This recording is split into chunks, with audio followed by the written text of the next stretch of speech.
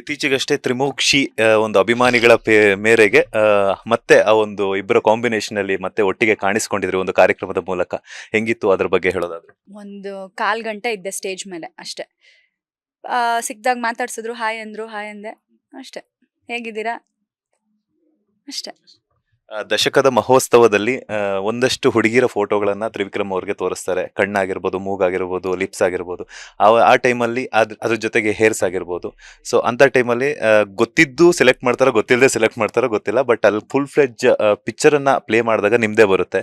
So ಅಲ್ಲೆಲ್ಲಾನು ಕೂಡ ನಿಮ್ಮಿಬ್ಬರ combination ಅಲ್ಲಿ ಒಂದು ಸಿನಿಮಾ ಆಗಿರ್ಬೋದು, ಸೀರಿಯಲ್ ಆಗಿರ್ಬೋದು ಬರಬೇಕು ಅಂತ ಹೇಳ್ಬಿಟ್ಟು ತ್ರಿಮೋಕ್ಷಿ ಅಭಿಮಾನಿಗಳೆಲ್ಲರೂ ಕೂಡ ಒಂದು ಕಮೆಂಟ್ಸ್ ಮೂಲಕ ಸೋಷಿಯಲ್ ಮೀಡಿಯಾದಲ್ಲಿ ತಮ್ಮ ಅಭಿಪ್ರಾಯಗಳನ್ನ ವ್ಯಕ್ತಪಡಿಸ್ತಾ ಇದ್ದಾರೆ. ಸೊ ಇದಕ್ಕೆ ನಿಮ್ಮ ಒಪಿನಿಯನ್?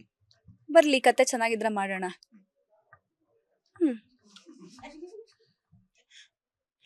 ಅಂದ್ರೆ ಲೈಕ್ ಕತೆ ಚೆನ್ನಾಗಿದ್ರೆ ಮಾತ್ರ ಮಾಡ್ತೀರಾ? ಲೈಕ್ ಎಲ್ಲ ಇವಾಗ ಕತೆ ಚೆನ್ನಾಗಿದ್ರೆ ಮಾತ್ರ ಮಾಡ್ಬೇಕು. ಹೀರೋ ಚೆನ್ನಾಗಿದ್ದಾರೆ ಅನ್ಬಿಟ್ಟು ಮಾಡೋದಲ್ಲ, ಹೀರೋಯಿನ್ ಚೆನ್ನಾಗಿದ್ದಾರೆ ಅನ್ಬಿಟ್ಟು ಅವ್ರು ಮಾಡೋದಲ್ಲ. ಕತೆ ಚೆನ್ನಾಗಿದ್ರೆ ಮಾತ್ರ ಪಾತ್ರ ಮಾಡ್ಬೇಕು ಅಷ್ಟೇ.